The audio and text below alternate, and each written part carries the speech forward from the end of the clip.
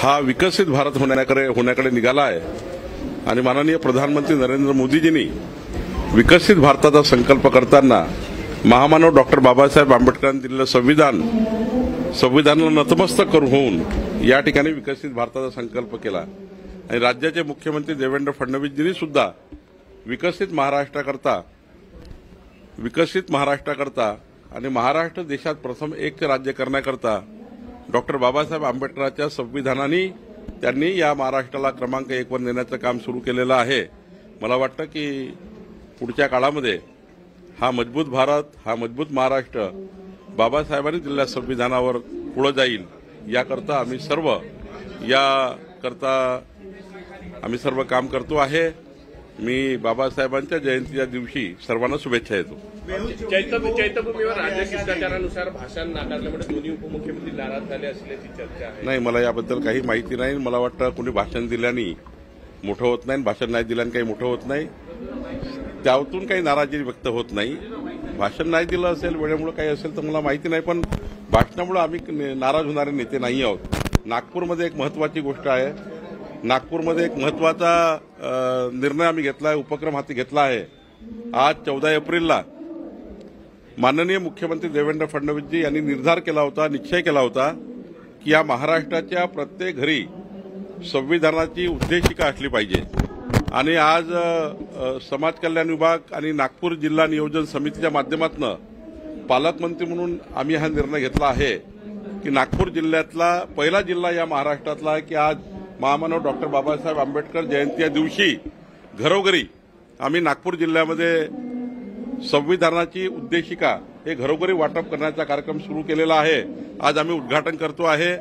आजपासून पुढच्या महिन्याभरामध्ये नागपूर जिल्ह्याच्या प्रत्येक घरी संविधानाची उद्देशिका हे घरोघरी पोहोचेल।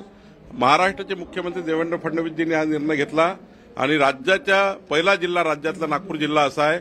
दीक्षाभूमीचा हा जिल्हा, उपराजधानीचा हा जिल्हा, या जिल्ह्यातनं हा उपक्रम सुरू झाला आहे। महाविकास आघाडीचे काही खासदार भाजपच्या संपर्कात असल्याची माहिती आहे, असं काय आहे? महाविकास आघाडीचे महाराष्ट्रातले पॉलिटिकल संपर्कात नाही आहे, राजकीय संपर्कात नाही आहे, पण विकासाच्या कामाकरता महाविकास आघाडीमधले अनेक खासदार आणि अनेक आमदार हे सरकारकडे येत असतात, माझ्याकडे येतात, देवेंद्रजीकडे जातात, आमच्या दोन्ही उपमुख्यमंत्र्यांकडे जातात। याचा अर्थ ते काही राजकीय संपर्कात नाहीये। निधी वाटपात भेदभाव होत असल्याचा आरोप करत एकनाथ शिंदेने अमित शहांची भेट घेतल्याची माहिती आहे। काही नाही, चुकीचं आहे, काहीतरी कपोलकल्पित बातम्या आहे।